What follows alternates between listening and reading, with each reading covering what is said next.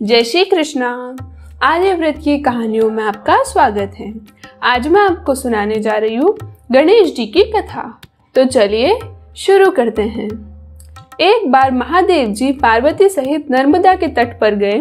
वहाँ एक सुंदर स्थान पर पार्वती जी ने महादेव जी के साथ चौपट खेलने की इच्छा व्यक्त की। तब शिव जी ने कहा, हमारी हार जीत का साक्षी कौन होगा? पार्वती जी ने तत्काल वहां की घास के तिनके बटोरकर एक पुतला बनाया और उसमें प्राण प्रतिष्ठा करके उससे कहा, बेटा, हम चौपट खेलना चाहते हैं, किंतु यहाँ पर हार जीत का साक्षी कोई नहीं है। अतः खेल के अंत में तुम हमारी हार जीत के साक्षी होकर बताना कि हमने से कौन जीता और कौन हारा। खेल आरंभ हुआ। देवयोग से तीनों बार पार्वती जी ही जीती। जब अंत में बालक से हार जीत का निर्णय कराया तो उसने महादेव जी को विजयी बताया। परिणामतः पार्वती जी ने क्रुद्ध होकर उसे एक पांव से लंगड़ा होना और वहां के कीचड़ में पड़ा रहकर दुख भोगने का श्राप दिया। बालक ने विनम्रता पूर्वक कहा, माँ, मुझे अज्ञानवश ऐसा हुआ है। मैंने किसी कुटिलता या द्वेष के कारण ऐसा नहीं किया। मुझे क्षमा करे तथा श्राप से मुक्ति का उपाय बताए। तब ममता रूपी माँ को उस पर दया आ गई और वे बोली, यहाँ नाग कन्याएं गणेश पूजन करने आएगी। उनके उपदेश में तुम गणेश व्रत करके मुझे प्राप्त करोगे।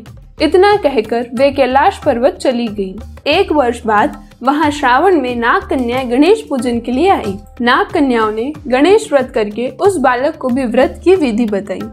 तत्पश्चात बालक ने 12 दिन तक श्री गणेश जी का व्रत किया। तब गणेश जी ने उसे दर्शन देकर कहा, मैं तुम्हारे व्रत से प्रसन्न हूँ, मनोवांछित वर मांगो। बालक बोला, भगवान, मेरे पाँव में इतनी शक्ति दे दो कि मैं कैलाश पर्वत पर अपने माता पिता के पास पहुँच सकूं और वे मुझ पर प्रसन्न हो जाएं।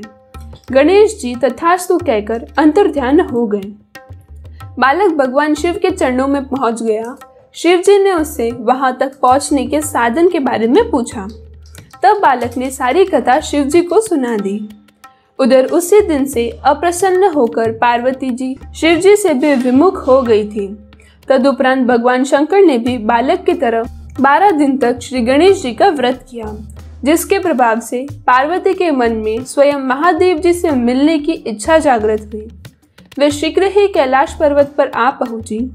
वहां पहुंचकर पार्वती जी ने शिव जी से पूछा, भगवान, आपने ऐसा कौन सा उपाय किया जिसके फलस्वरूप मैं आपके पास भागी भागी आ गई हूँ?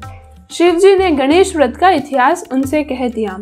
तब पार्वती जी ने अपने पुत्र कार्तिकेय से मिलने की इच्छा से 21 दिन तक 21-21 की संख्या में ध्रुवा, पुष्प तथा लड्डुओं से गणेश जी का पूजन किया। 21वें दिन कार्तिकेय स्वयं ही पार्वती जी से आ मिले। उन्होंने अपनी माँ के मुख से इस व्रत का महत्व सुनकर व्रत किया। कार्तिकेय ने यही व्रत विश्वामित्र जी को बताया। विश्वामित्र जी ने व्रत करके गणेश जी से जन्म से मुक्त होकर ब्रह्म ऋषि होने का वर मांगा। गणेश जी ने उनकी मनोकामना पूर्ण की। ऐसे है श्री गणेश जी जो सबकी कामनाएं पूर्ण करते हैं। यदि आपको मेरी यह कथा पसंद आई हो तो वीडियो को लाइक करें और चैनल को सब्सक्राइब करें।